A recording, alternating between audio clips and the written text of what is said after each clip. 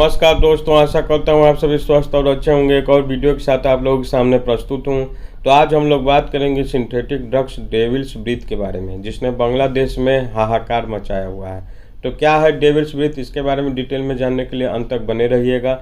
और वीडियो अच्छे लगे तो चैनल को सब्सक्राइब जरूर करिएगा, रिक्वेस्ट है आप लोगों से। तो चलिए शुरू करते हैं। तो आप लोग गांव में, अगर गांव के लोग होंगे तो धतूरे का पौधा अक्सर लोग देखे होंगे कि गांव में, देहात में बहुत ज़्यादा मात्रा में पाया जाता है। तो धतूरे के पौधे से एक सिंथेटिक ड्रग्स बनाया जाता है, जिसका इस्तेमाल चिकित्सा में होता है। उसमें केमिकल निकलता है स्कोपोलामाइन, जो एक मूल रूप से सिंथेटिक ड्रग्स है, लैब में बनाया हुआ, नेचुरली नहीं है। तो इसका इस्तेमाल जो ठग हैं वो बांग्लादेश में चोरी के लिए कर रहे हैं। ये महिलाएं जो आप बाजार में अकेली जाती हैं, उनको सुंघा देने पर ये हेलुजिनेट टाइप की हो जा रही हैं, जैसे उनको कोई वशीकरण कर ले रहा है। और वो बिना जोर जबरदस्ती, बिना किसी मशक्क़त के, वो खुद ही गहने या पैसा रुपया जो भी है वो चोरों को दे रही हैं। तो इसी के हवाले ढाका की एक रहने वाली महिला है, तहमीना बेगम नाम बदला हुआ है। उनके साथ कुछ दिन पहले ठगी की एक अनोखी घटना हुई थी। वह बाजार से घर लौट रही थी। उसी समय अचानक एक अपरिचित युवती रास्ते में उनका रास्ता छेक के खड़ी हो गई। उसने तहमीना के शरीर से सटते हुए एक ठिकाने के बारे में जानकारी मांगी। उसके बाद एक युवक और सामने आया। तहमीना को महज 2-3 मिनट में ही पता नहीं क्या हो गया। तहमीना बताती है, घटना अजीब और भयानक है।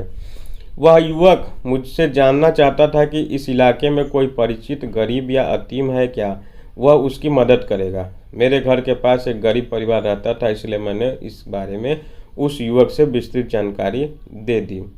मैंने उनसे महज कुछ मिनट तक बात की थी। इसके बाद पता नहीं क्या हुआ, मेरा दिमाग ही काम नहीं कर रहा था। उसके बाद तहमीना ने उस अपरिचित महिला और युवक के कहने के मुताबिक अपने कान की बाली, गले की चेन और पास रखे हुए कुछ हजार रुपये उनको सौंप दिए।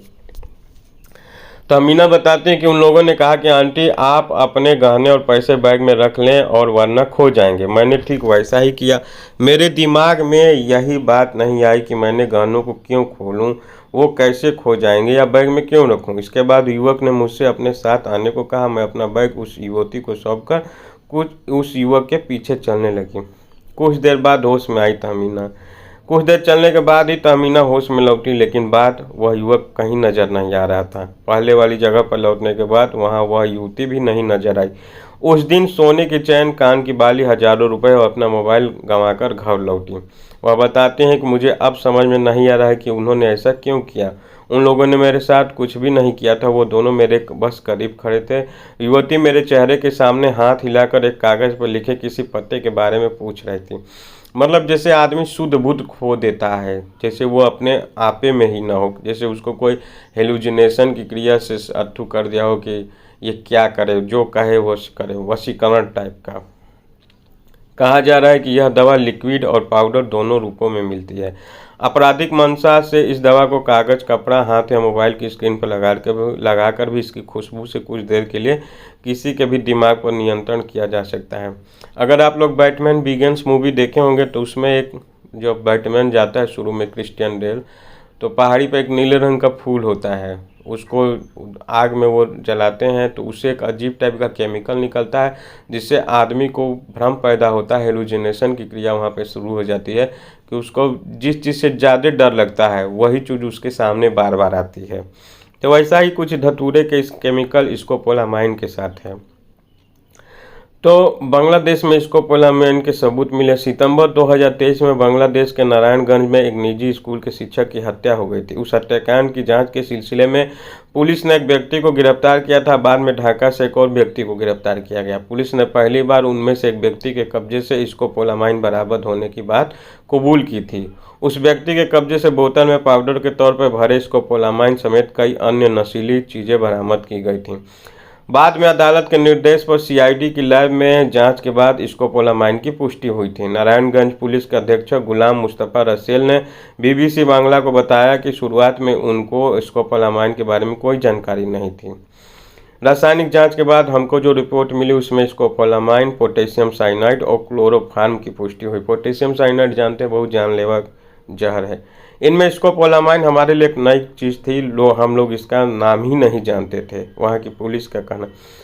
और धतूरे के फूल से स्कोपोलामाइन कौन बनाता है? स्कोपोलामाइन मूल रूप से एक सिंथेटिक ड्रग्स है। चिकित्सा विज्ञान में दवा बनाने में इसका इस्तेमाल किया जाता है। मतली, मोशन सिकनेस और कुछ मामले में ऑपरेशन के बाद रोगियों के लिए दवा बनाने में इसका इस्तेमाल किया जाता है। लेकिन जो क्रिमिनल माइंडेड लोग हैं वो इसका इस्तेमाल चोरी और ठगी के लिए या मर्डर करने के लिए भी कर रहे हैं।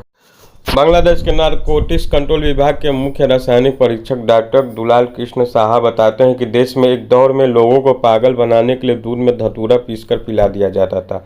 धतूरे का फूल जो है एक किस्म का जहर है। इसे कुछ हिस्सा निकालकर सिंथेटिक तरीके से स्कोपोलामाइन तैयार किया गया है।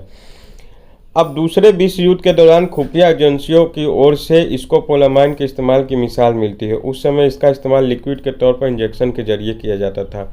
बांग्लादेश के बंगबंधु शेख मुजीब मेडिकल विश्वविद्यालय के फार्माकोलॉजी विभाग के चेयरमैन प्रोफेसर डॉक्टर सैदुर रहमान कहते हैं कि दवा के तौर पर अब भी स्कोपोलामाइन का इस्तेमाल किया जाता है और यह इसके जैसे कई दवाइयों का चिकित्सा विज्ञान में इस्तेमाल किया जाता है।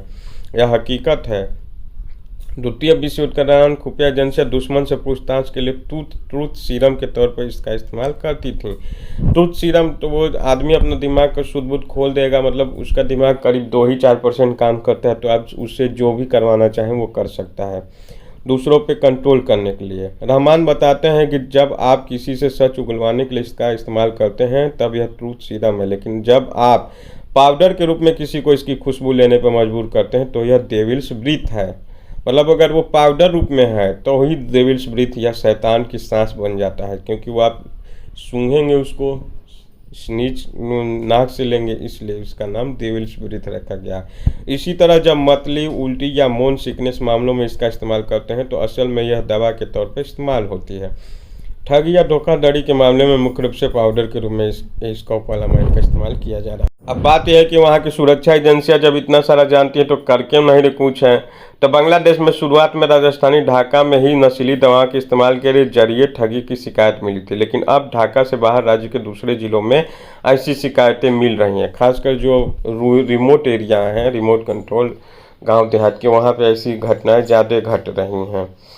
तो देखिए बांग्लादेश सरकार क्या करती है, क्योंकि बांग्लादेश हमारा पड़ोसी है तो हमारे देश में भी अब ऐसी घटनाएं फैल सकती हैं, क्योंकि जो आपराधिक गतिविधियों में शामिल लोग रहते हैं वो ऐसे ऐसे नए तरीके ईजाद करते रहते हैं, जो कि और स्कोपोलामाइन तो अगर आप लिक्विड में यूज कर रहे हैं तो दवा है, लेकिन अगर पाउडर के रूप में कोई इस्तेमाल कर दे रहा है, आप क्या जानेंगे। कोई आप जा रहे हैं रास्ते में, कोई आपके यहाँ चुटकी लगा दिया, यहाँ चेहरे पर लगा दिया, तो भी आप हेलुसिनेट हो जाएंगे। तो दोस्तों आजकल किसी पे भरोसा नहीं है, सतर्क रहने की ज़रूरत है। स्वस्थ रहिए और आप भगवान करे आप सभी की फैमिली सुरक्षित रहे, सेफ रहे। तो अगर वीडियो आपको अच्छी लगे तो लाइक, कमेंट, शेयर, सब्सक्राइब जरूर करिएगा। नेक्स्ट वीडियो में आप लोगों के साथ जल्द मुलाकात होगी।